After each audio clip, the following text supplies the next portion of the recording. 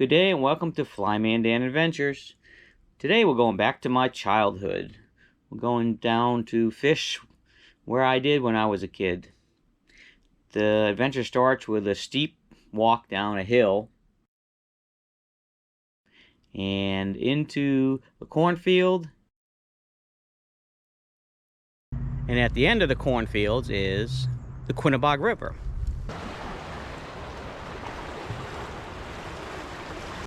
So I'm going to take a slow walk down here. Like I said, it's a pretty steep incline, and there's no path anymore. When I grew up here, we came down here so much that there was a path for us, so we know where we're going. But since we're all grown up in different places, the path is gotta guess. But it's spring. It's pretty clear down here. So let's see what's gonna happen.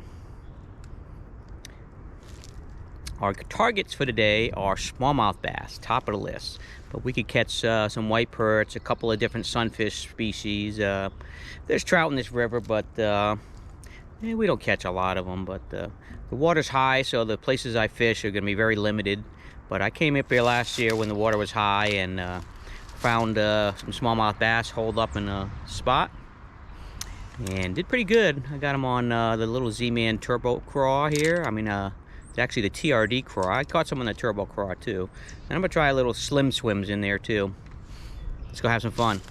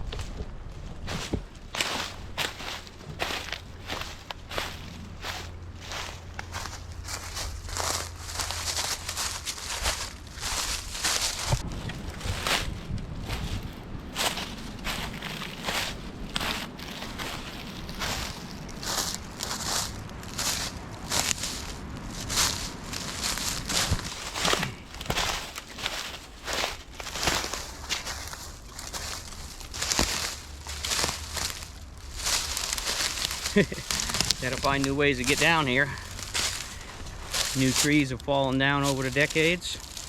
We had a pretty bad gypsy moth inundation a few years back and killed a lot of these big oak trees.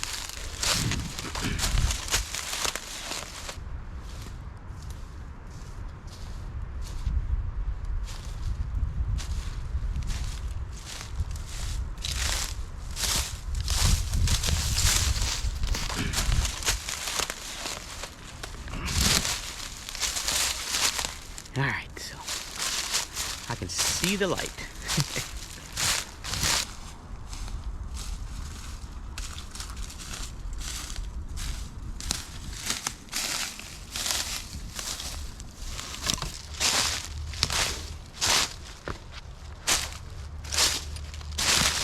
Timber!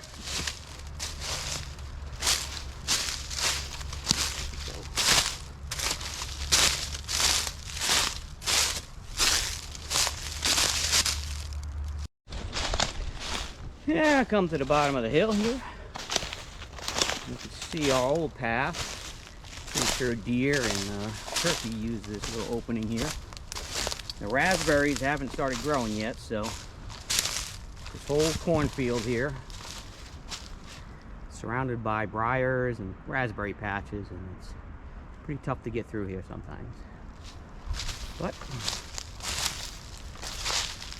this is my home sweet home. I spent all my childhood back here. In the winter, the field would flood and would actually go ice skating on the cornfield.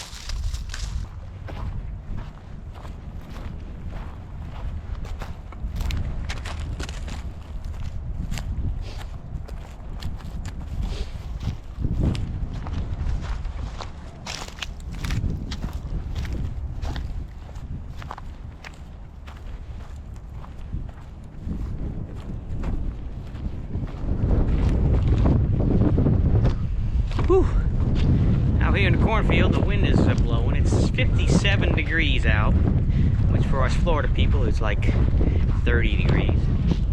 But now we gotta find our way. There's a little thick woods near to the river, and we used to call this place the Cove. The river went into a little cove, and there's a little drop off and a little hole and a little big eddy where I found the fish last summer when I was here.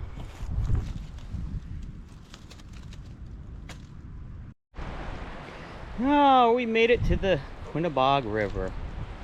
Water is up pretty high. It's moving pretty fast. I'm hoping the holes I found last year that have some slack water are holding fish, but that's the main river over there. And this is a little island in the cove back here. And when the water was high, we used to fish this cove a lot. We used to be able to go across the rocks and fish that cove. And we did well. We caught crappie in there, some largemouth bass, occasionally a trout, yellow perch, white perch, a lot of panfish, big bluegills, and never caught a smallmouth bass though. I fished hundreds and hundreds of times down here when I was a kid and caught plenty of fish, had a ball, but never caught a smallmouth bass. Then I moved to Florida, and about 20 years later when I came back to visit, I took my son to fish where I used to fish, and the first fish we caught was like an 8-inch smallmouth bass. I was like, wow, never caught a smallmouth bass. And then we caught another one, and then we caught another one. We caught a bunch that day, and then the next year we came back, we really hit him hard. He had one that was 17 inches. We got 13, 14, 15-inch smallmouth bass in a river. Wow, they were so strong. It's amazing how many there was. I really believe it was water quality. When I grew up, the pollution controls weren't so good. But over the decades, the environmental people, like me, started working hard to get these corporations and big plants to stop polluting everything. And lo and behold, smallmouth bass. And these were not stocked. These just came back on their own. So that just tells you the food quality here. Must be tons of crawfish in here. And we'll see if we can find a couple. Water's a little high. I don't have a lot of places to fish when it's this high, but I'm not going in the water. It's just too cold. So let's see if we can grab a couple smallies.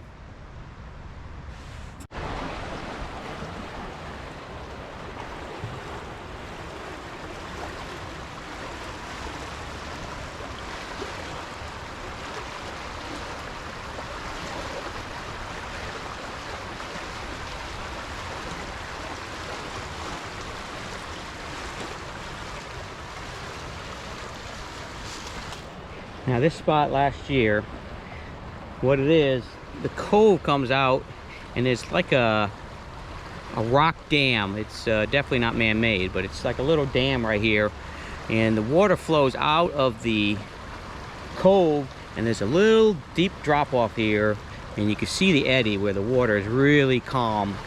So the edge of the main river is really swift, and water coming in from the cove could bring food down to this little hole, so the smallmouth could be just sitting down on the bottom trying to stay away from the current and just grab a free meal as it goes by. That's the plan. I'm going to throw a little crawfish down there and give them a free snack. Well, they think it's free, but it'll cost them a few jumps and some pulls, but they get to go back down into the slacker water and just kind of work it back to me.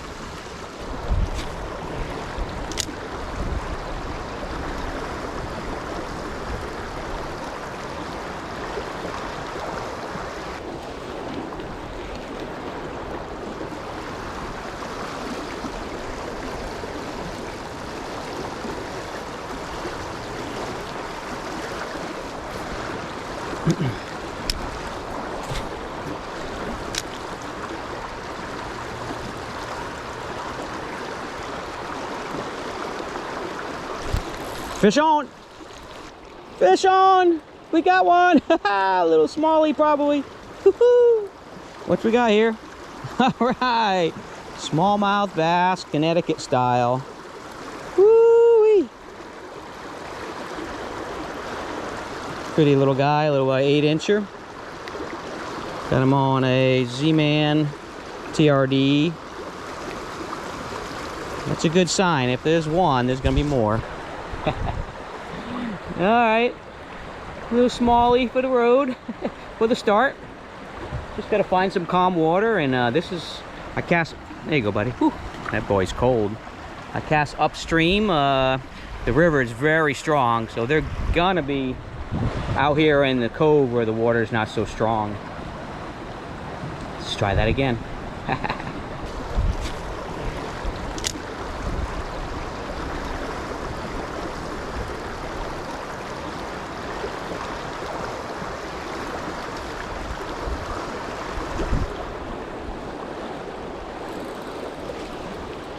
Stick on, stick on. Got some wood. Got me a wood fish.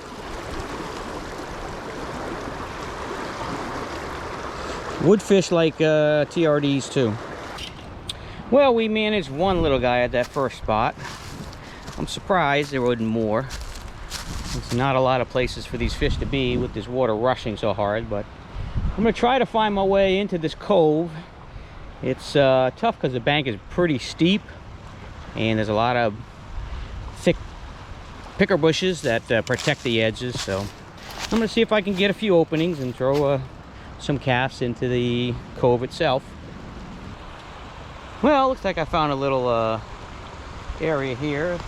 It's cleared out, and definitely someone's been here. It's pretty packed down. You can see footprints from other people being here, but there's a little slower stretch right before it gets to the deep water. That's about right where I caught that first fish, so I'm gonna give it a few wings. I'm gonna throw a little slim swims in there too, see if maybe they're gonna want a minnow pattern besides a crawfish. But still nice to hear that roar of the river. I just grew up with this. I camped on that island one time when I was a kid.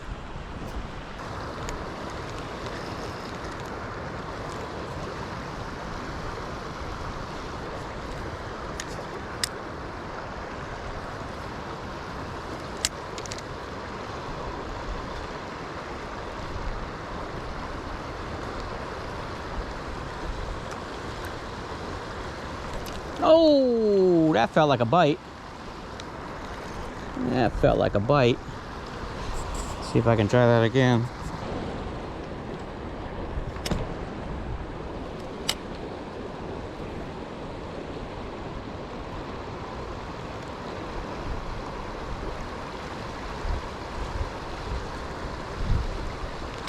Yep, there we go.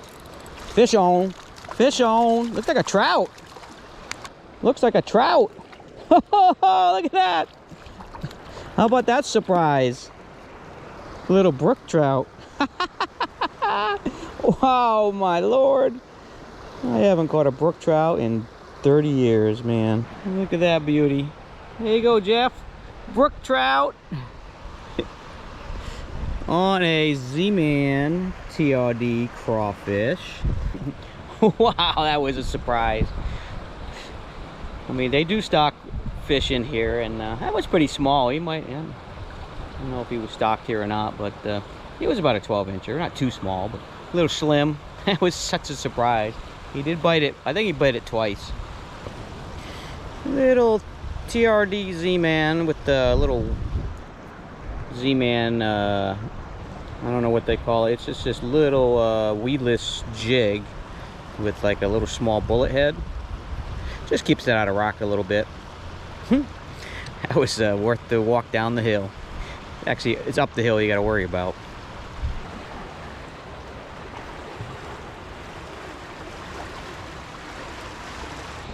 Well,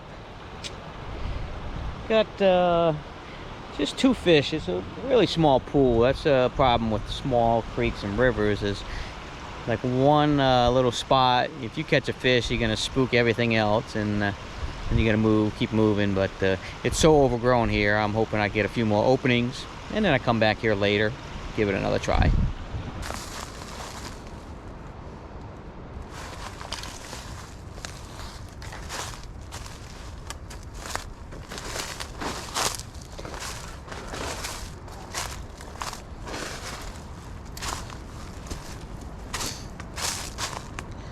This used to be.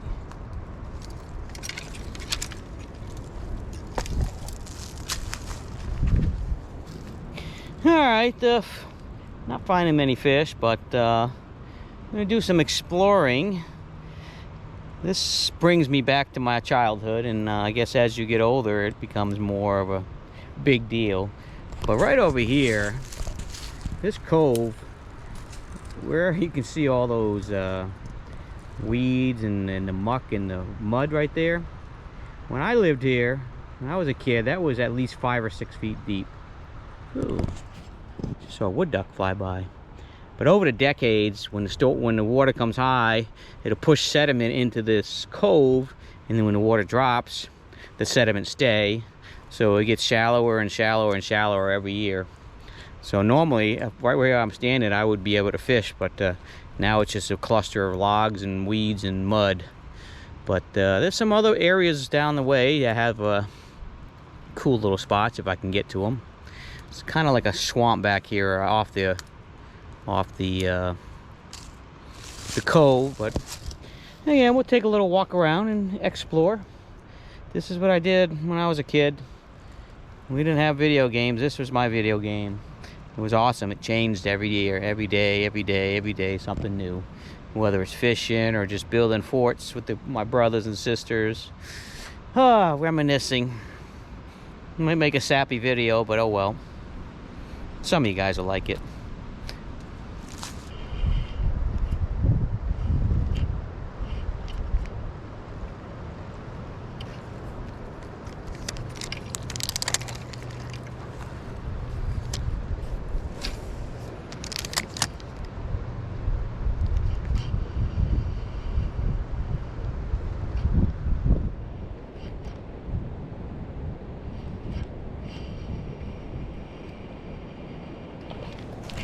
Fish on, fish on, fish on. Little bass. Oh, he got away. That looked like a largemouth to me. Oh well, we got to this little swampy area where when the river floods in the spring, it gets these shallow, swampy sloughs, I guess I call it. But I was just working the crawl on the edge of the shoreline in a caloop. Little bass crushed it. But all right, missed him, but still getting some activity. It's been sparse, but every fish is a bonus today.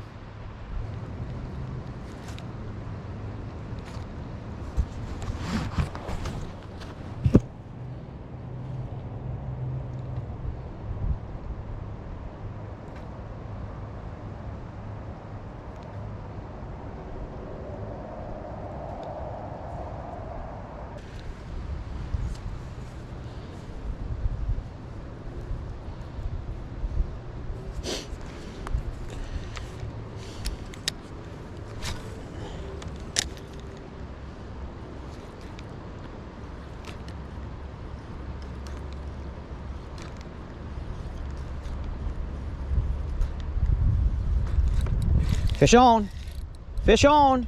All right. He got off. I had him. I had one. Don't know what it was. It's cooling down real quick. Clouds are rolling in, but I don't know if it was a trout or a bass, but try again.